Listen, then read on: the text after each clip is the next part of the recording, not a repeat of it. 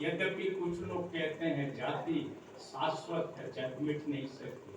America मिटा सकता है, जर्मनी मिटा सकता है, रोम मिटा सकता है, थाईलैंड, बर्मा, इंग्लैंड, सारे दुनिया के लोग अगर जाति मिटा सकते हैं तो भारत के लोग क्यों नहीं मिटा सकते?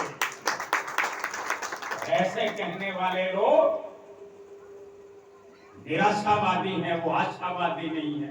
बुद्ध ने सदैव आशा का मार्ग दिया है, निराशा का मार्ग नहीं दिया। आशावादी एक जाति से निकल कर, एक जातिवाद से निकल करके, एक पाखंड से निकल करके एक नए पाखंड को जन्म देना भी अविश्वास है। और उतना ही हद तक है जितना ब्राह्मणवाद है, ये भी वो ब्राह्मणवाद इससे कम नहीं। एक ब्राह्मणवाद के खिलाफ आपकी आवाज बुलंद होती है, जरा जिगर में झांक के तो देखो, अपने अंदर बैठे हुए ब्राह्मणवाद को कब खत्म करोगे?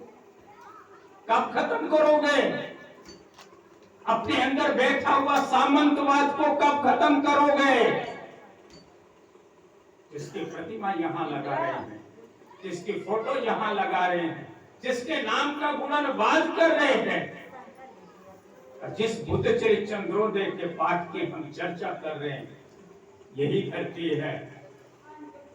मैंने कहा ना कि आनंद जी की जरा सब वो पाखंड के ऊपर 5 कर्म कांड,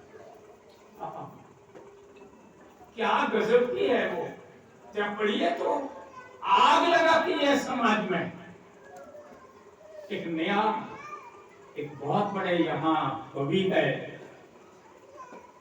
अगर विनीत विक्रम जी के हाथ से बुद्ध चरित चंद्रोदय ये शरीर ने अगर प्राप्त किया है, जो आज समाज में एक रिप्लेस कर रहे हैं, जगह जगह गाया जा रहा है, जगह जगह उसका पाठ हो रहा है, लेकिन आंख मूंद के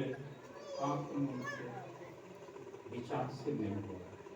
लेकिन इस धरती की जिंदगी धरती के अंदर परम पूज्य बोधिसत्व डॉक्टर बाबा साहब अम्बेडकर के ऊपर अवधी भाषा में एक महाकाव्य आ रहा है और उसका यशस्वी कवि आरबी सुमन जी हैं। आज नहीं तो कल आपके बीच में गए।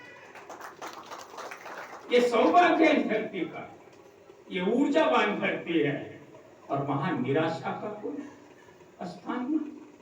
हम निराशा करना चाहते हैं, हम लोगों को निराश करना चाहते हैं।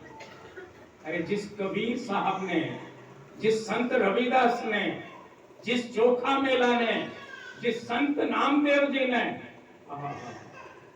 जरा देखो तो, और जिनको फुले जी ने, क्षमा करेंगे, फुले जी की गुलामगिरी और फुले जी के अन्य और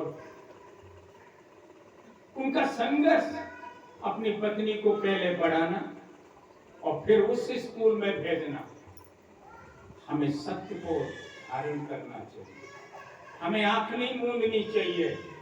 हम कहते हैं सावित्रीबाई फुले इस देश में पहली महिला थी जो अध्यापिका। इससे बड़ा झूठा प्रचार हम नहीं कर सकते हैं। बाप रे बाप, ये जो आपका जो महल खड़ा है उसको मैंने डायनामाइट लगाया क्या? सच्चाई बोल रहा।